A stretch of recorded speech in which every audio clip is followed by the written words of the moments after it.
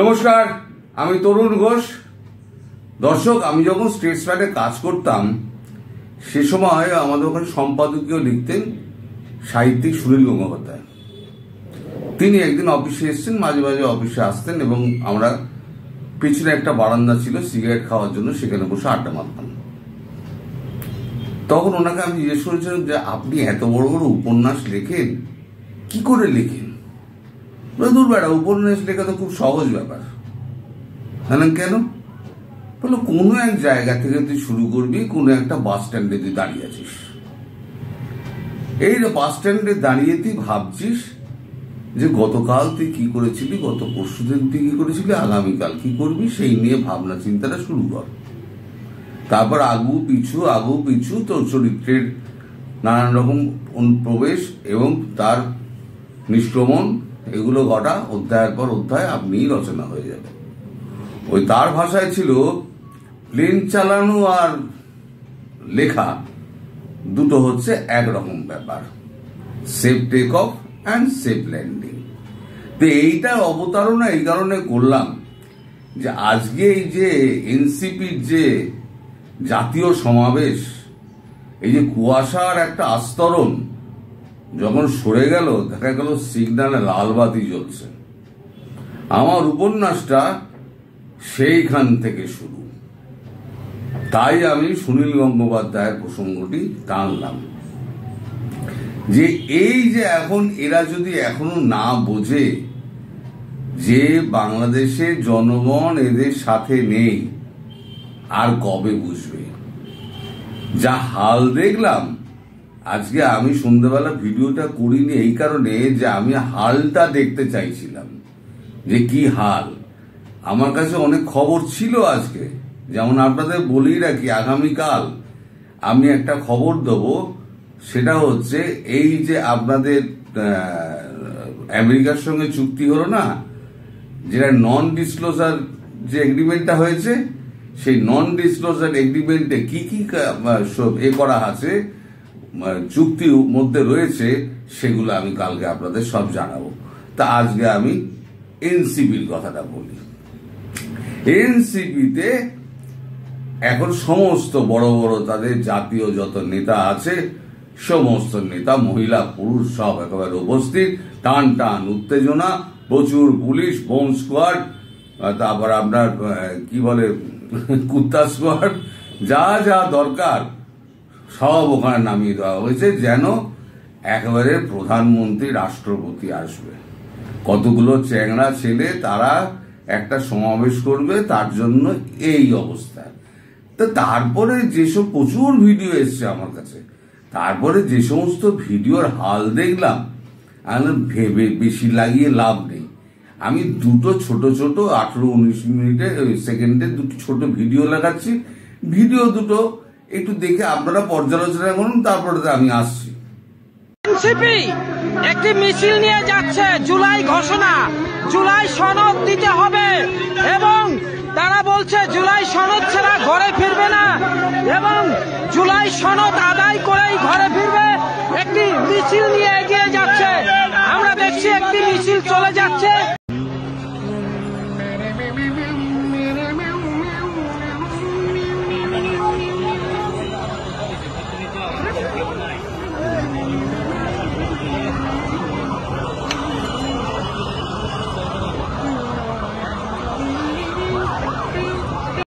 এই তো হলো এদের হাল। বার্সাই ভিউতে দেখা যাচ্ছে খুব বেশি হলে মেরে কেটে 1000। ওদিকে ছাত্র দলের যে সমাবেশ হচ্ছে, সেখানে তো লাখে লাখে মানুষ। তাহলে এই যে গত 1 বছর আগে তোমাদের পেছনে যে লাখো জনতার ভিড় ছিল, সে লাখো জনতার ভিড় গেল কোথায়? ধরে রাখতে পারোনি কেন? ধরে রাখতে পারোনি, তার মানে তোমরা মিথ্যে স্বপ্ন বেঁচেছিলে। স্বপ্ন বেচা সোজা, কিন্তু তাকে ধরে রাখা খুব কঠিন। আজকে তোমরা বাস্তবের মাটিতে নেমে এসছো চ্যাংড়া ছোকরারা। আজকে বুঝতে পারছো যে তোমাদের রাজনৈতিক ভবিষ্যতে লাল বাতি জ্বলে গেছে, সিগন্যালের লাল বাতি জ্বলে গেছে।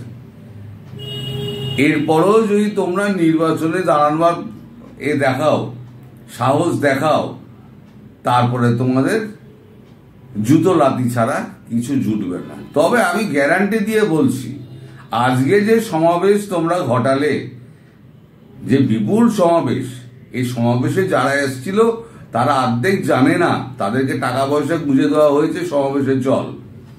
কি জন্য এসছে, কার কাছে, কার জন্য সমাবেশ হচ্ছে, কারা করছে, তারা কেউ জানে না।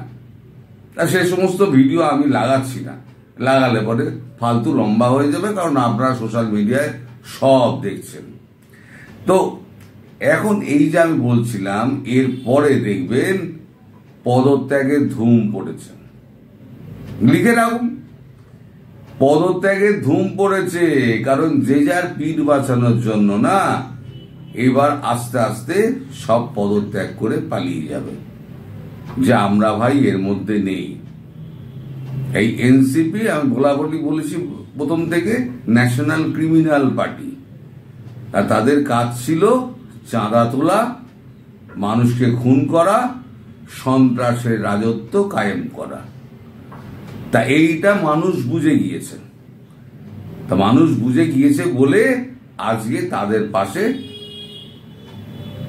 এইটা হয়েছে।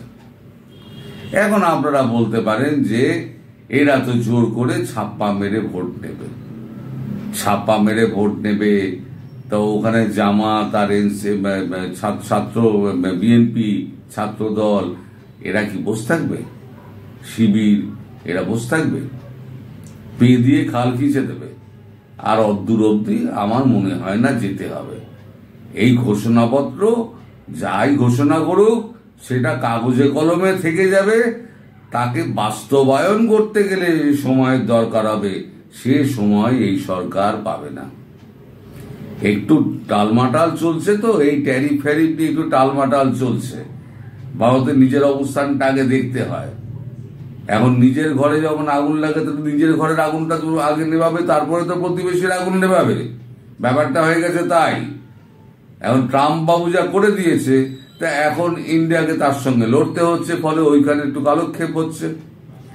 তো সে তো যা হচ্ছে সে তো হচ্ছে। তবে আমি এটুকু আপনাদের বলতে পারি, খুব বেশি দিন লাগবে না। ভারত আমেরিকার মতো শক্তিকে নাকে দড়ি দিয়ে ঘোরপাক খাওয়াচ্ছে, তাকে ধরে পিঁপড়ের মতো টিপে মারতে ভারতবর্ষে কতক্ষণ সময় লাগবে বলুন? শুধু কূটনৈতিক ব্যাপার দিয়ে মেরে দেবে, যেমন আমেরিকায় করলো। আমেরিকা কি বোমা মেরেছে না মিসাইল মেরেছে? কিছুই মারেনি, শুধু কূটনীতি দিয়ে একদম ধ্বংস করে দিয়েছে। ওই পাগলটাকে পুরো একদম তার মুখ বন্ধ করে দিয়েছে। এবার তুই যত ইচ্ছা বক, আমার কিছু যায় আসে না। কিন্তু এইটাতে দেখে, আজকে সমাবেশ দেখে ইউনুস কিন্তু বুঝে যাবেন তার এবার সত্যিই দিন খারাপ এসছে। য পলায়তি সজীবতি, এটা আমি আগেও বলেছি, এটা আমি এখনো বলছি। যখন সময় পাচ্ছেন তখন পালিয়ে যান, এরপরে পালাবার সুযোগটুকু পাবেন না। এই ভিন্ন ভিন্ন ছবিগুলো দেখুন, ছবিগুলো দেখলে আপনাদের অন্তরাত্মা কেঁপে যাবে যে আমরা কোথায় দাঁড়িয়ে আছি।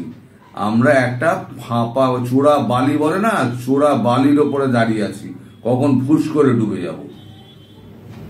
আপনাদের পাশে কেউ নেই, জনগণ তো নেই।